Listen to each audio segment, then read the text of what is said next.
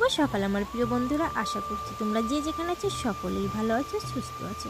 উত্তর 24 পরগনা জেলার ছোট্ট একটি গ্রাম থেকে আমি সুপ্রিয়া তোমাদের সকলকে জানাই আমার ব্লগ চ্যানেলে অনেক অনেক স্বাগত, অনেক অনেক ভালোবাসা। সকালবেলা ঘুম থেকে ওঠার পরে ঘরটা ঝাড় দিয়ে উঠোনটা অর্ধেকটা ঝাড় দিই, তখন শুরু হয়ে গেছে বৃষ্টি। তো তারপরে দেখো আমি রান্নাঘরে দাঁড়িয়ে আছি, আর রান্নাঘরটা সবেই ঝাড় দিয়েছি, ভাবছি লিখবো।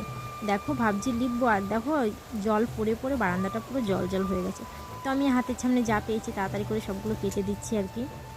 বারান্দাটা জল পড়ছে, আর ওই পাশে উনুনটা একদম ভিজে গেছে। দেখো কি করে লিখবো বলো। সকালবেলা ঘুম থেকে উঠে ঘরটা ঝাড় দিয়ে উঠোনটা অর্ধেকটা ঝাড় দিয়েছি, তার মধ্যে শুরু হয়ে গেছে বৃষ্টি। আর বৃষ্টি হচ্ছে তো সেই বৃষ্টি হচ্ছে, আর রান্নাঘরে দেখো সব জায়গায় জল পড়ছে, বালতি জল পেকেছি সব কিছু।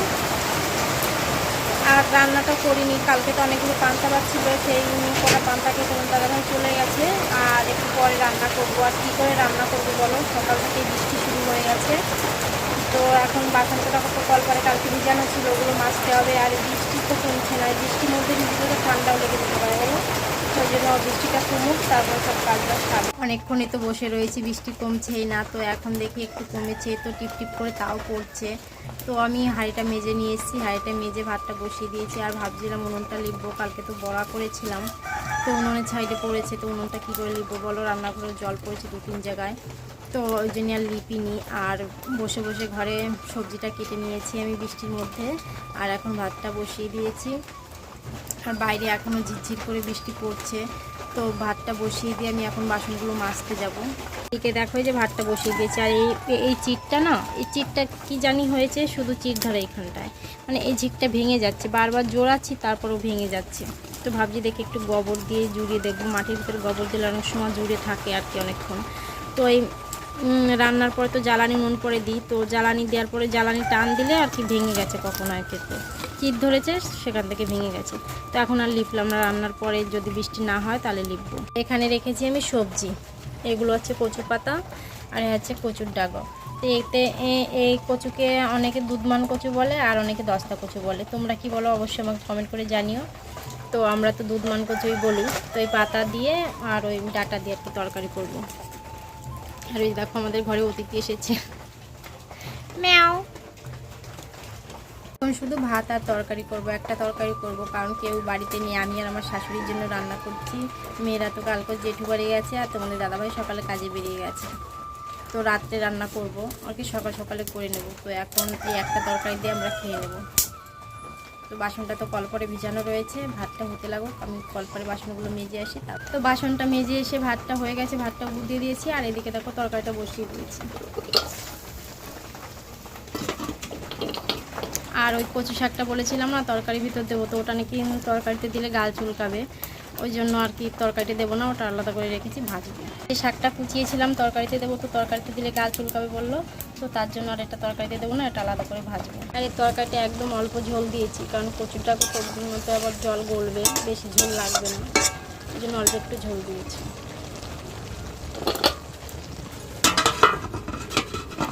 তো ভাবছিলাম তরকারিটা করেই ভাত খাবো, কিন্তু শাকটা ভাজতে হবে। রান্নাটা করে হাঁস মুরগিগুলোদের খেতে দিতে গেছিলাম, ওদের খেতে দিতে গিয়ে ভিজে গেছি আমি। তো আমি স্নান করে চলে এসেছি, স্নান করে ঠাকুর সেবা দিয়ে দাঁড়িয়ে আছি, এখন ভাত খেতে যাবো। তো বৃষ্টি টিপটিপ করে পড়ছে, আর যখন ঠাকুর সেবা দিচ্ছিলাম তখন খুব জোরে বৃষ্টি পড়ছিল, এখন একটু কমেছে। আর একটা মুরগি বেরিয়ে গেছে, ওর যখন খেতে দিচ্ছিলাম মুরগিগুলোকে তখন একটা বেরিয়ে গেছে। আর হাঁসগুলো তো ছেড়ে দিয়েছি। তো এখন যাবো ভাত খেতে রান্নাঘরের দিকে। রান্না করার পরে উনুনে পরে দেখো ভিজে কাঠগুলো দিয়ে রেখেছি, যাতে শুকিয়ে যায় আগুনের তাপে। এদিকে দেখো আমার ভাতটা আমি গুছিয়ে নিয়েছি। এ হচ্ছে শাক ভাজা, কচু শাক ভাজা, আর হচ্ছে সে তরকারি। আমি তো ভোলা মাছ খাই না, ওই জন্যই মাছ নিইনি, শুধু তরকারি নিয়েছি। তো চলো খেয়ে নিই, অনেকটা বেলা হয়ে গেছে, খাওয়া দাওয়া করে নিই এখন। তো আজকে আর দুপুরে খাওয়া লাগবে না, 12টা বাজতে 10 মিনিট বাকি, তার মানে দুপুর হয়ে গেছে। তো সকালবেলার দিয়ে এখনও খাওয়া হয়নি, এখনই স্নান টান করে আসলাম। আর খুব বৃষ্টি হচ্ছে, তো বৃষ্টির মধ্যে আর কী করবো, কোনো কাজই নেই, সব কাজ সারা হয়ে গেছে। তো ধুয়ে দিয়ে ওর ঘরে গিয়ে তোমাদের সঙ্গে কথা বলছি। খাওয়া দাওয়ার পরে থালা বাসন ধুয়ে একটু বাইরে বেরোলাম, দেখি বৃষ্টিটা কমেছে, তো বাইরে একটু ঘুরে আসি। তো বাইরে এসে দেখি এই পাশটা পুরো জল জমে গেছে, অনেকটাই জল হয়েছে, কারণ সকাল থেকেই তো বৃষ্টি হচ্ছে। এখন বাজে 1:20, এখন বৃষ্টিটা থেমেছে, তারপরও টিপ টিপ করে পড়ছে। ভালোই হয়েছে, এখানটা জল হয়েছে, আমার হাঁসগুলো স্নান করতে পারবে। আর রাস্তাটাও পুরো ভিজে গেছে দেখো। আর মেয়েরা তো বাড়িতে নেই, এখন কোনো কাজও নেই, সব কাজ সারা হয়ে গেছে। তো একটু বিশ্রাম করে নিই, বিকালে তোমাদের সঙ্গে দেখা হচ্ছে।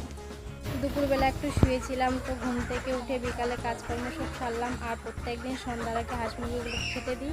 তো হাঁসগুলোকে তো খেতে দিয়েছি, ওদের পুরো মাখিয়ে, আর মুরগিগুলোকে কটা চাল দেবো খেতে।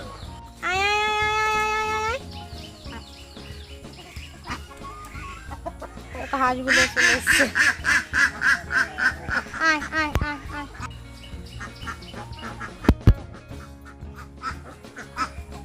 মুরগিগুলোকে তো খেতে দিলাম। আর এদিকে দেখো অনেকগুলো সন্ধ্যাবেলাতে ফুল ফুটেছে, দাঁড়াও তোমাদের দেখাচ্ছি কত ফুল ফুটেছে। দেখো গাছগুলো খুব সুন্দর লাগে, সন্ধ্যাবেলায় ফোটে ফুলগুলো,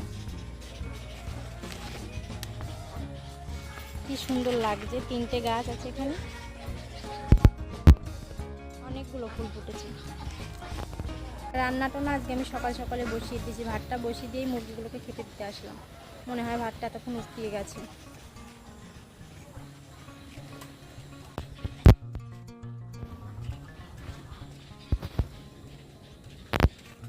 ভাতটা তো বসিয়ে দিয়েছি, ঘরের ভিতরে কারেন্ট। আর এদিকে দেখো ভাতটা বসিয়ে দিয়ে গেছিলাম মুরগিকে খেতে দিতে, ভাতটা তখন উতরিয়ে গেছে। আর সকাল সকালে আজকে রান্নাটা বসিয়েছি, কারণ সারাদিন তো আজকে খুব বৃষ্টি, ওই জন্য বলা যায় না, সন্ধ্যাবেলা আবার বৃষ্টি নেমে যেতে পারে। আর এদিকে দেখো এই উনুনটা একদম ভিজে গেছে, উনুনের ভিতরটা জল উঠেছিল, তো ওই জন্য সেই জলটা সব টেনে নিচ্ছে উনুনের উপর দিকটা। ওই উনুনটা রান্না করি না অনেক দিন, কারণ আগুনই জ্বলছে না, একদম ভিজে গেছে। তো এখানে কুমড়ো বের করে রেখেছি, আর ওই যে ভোলা মাছ দিয়ে কুমড়ো দিয়ে তরকারি করবো। সকালের একটু তরকারিও রয়েছে। আর এই গামলায় হচ্ছে ভাত, সকালে রান্না করেছিলাম, ওটা ভাত রয়েছে, ভাতের ভিতর দিয়ে দেবো। আর মেয়েরা বাড়িতে নেই, সারাদিন বাড়িটা একদম শান্ত, ভালো লাগে না জানো মেয়েরা বাড়িতে না থাকে। আর ওই যে ডিম দেখছো, ওই মুরগি, আমাদের দেশি মুরগির ডিম, ওগুলো 4 দিন ধরে ডিম দিচ্ছে 3টে মুরগিতে। ভাতটা নামিয়ে আমি চলে গেছিলাম সন্ধ্যা দিতে। আর কড়াইটা উনুনের পরে রেখে গেছিলাম, দেখো লাল হয়ে গেছে পুরো।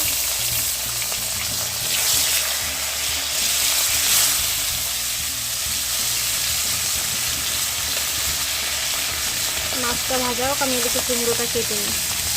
মাছটা ভেজে নামিয়ে তারপরে দেখো আমি তরকারিটা বসিয়ে দিচ্ছি। তো তরকারির ভিতরে লঙ্কা চিড়ে দেওয়া হয়নি, তার জন্য আমি এখন লঙ্কাগুলো চিড়ে দেবো। আর মেয়েদের কাছে না ফোন করেছিলাম, তো ওরা বলছে মা আমরা আসবো না। তো প্রত্যেকবারই ওর দাদাদের রাখি বাড়িতেই পড়াই, তো এবার বলছে মা আমি যখন দাদাদের বাড়ি রয়েছি তাহলে এখান থেকেই পড়াই। তো জেঠুও বলছে, ওর বড় মাও বলছে ঠিক আছে তাহলে এখানেই পড়াবে। তো কালকে রাখি পড়িয়ে তারপরে ওরা বাড়িতে আসবেন। তো ওর জন্য আমি আর জোর করিনি, ঠিক আছে তাহলে দাদাদের বাড়িতেই রাখি পড়াও। তো কালকে তো রাখি পূর্ণিমা, ওই জন্য ওখানেই থাক।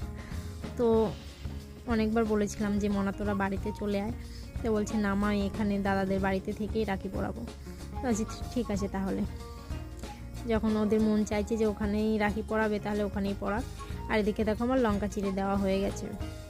আর এই যে খোসাগুলো ছিল ওগুলো ভাবছি একবার পরিষ্কার করে হাতটা ধুয়ে আসবো, কারণ ওইগুলো থাকলে ওখানে মানে পারিয়ে আর কি হয়ে যাবে, মানে যাতায়াত করবো ওখান দিয়ে। ওই জন্যই ভাবলাম যে একবার গুছিয়ে নিয়ে ফেলে হাতটা ধুয়ে আসবো।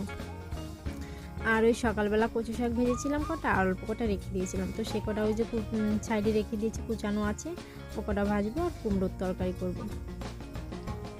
সকালেও ভোলা মাছ রান্না করেছিলাম, এখনও ভোলা মাছ রান্না করছি। আর এদিকে দেখো আমার তরকারিটা হয়ে গেছে। আর তরকারিটা নামিয়ে আমি কচু শাকটা উনুনে দিয়েছিলাম, তো কচু শাকটাও প্রায় ভাজা হয়ে গেছে। তেমন না খুব ভালোই লাগে কচু শাক। তো রাত্রে তো শাক খায় না, কিন্তু কী করবো বলো, সকালে তো তোমাদের দাদাভাই পান্তা খেয়ে কাজে গেছিলো, ওই জন্য ভাবছি আমরা তো কচু শাক খেয়েছি, তো ওনার জন্য তো রাখা হয়নি, তো ওই জন্য যেটুকু আছে ওইটুকু ভেজে দিচ্ছি আর কি। রাতে রান্নাবান্না তো হয়ে গেছে, আর একটু সকাল সকালে রান্নাটা করে নিয়েছি, কারণ বৃষ্টি হলেই প্রায় কারেন্টটা চলে যায়, ওই জন্য সকাল সকালে রান্না করেছি। আর আমাদের মানে পাড়াতে ঝুলন হচ্ছে, ওই ঝুলনের মাইক গান বাজনা হচ্ছে, তো ওই জন্য ভয়েসটা পরে এড করছি। তো আমার প্রিয় বন্ধুরা আজকের ব্লগটি বেশি বড় করছি না, তোমরা যে যেখানে থেকো সকলে ভালো থেকো, সুস্থ থেকো, দেখা হচ্ছে পরবর্তী ব্লগে, টাটা।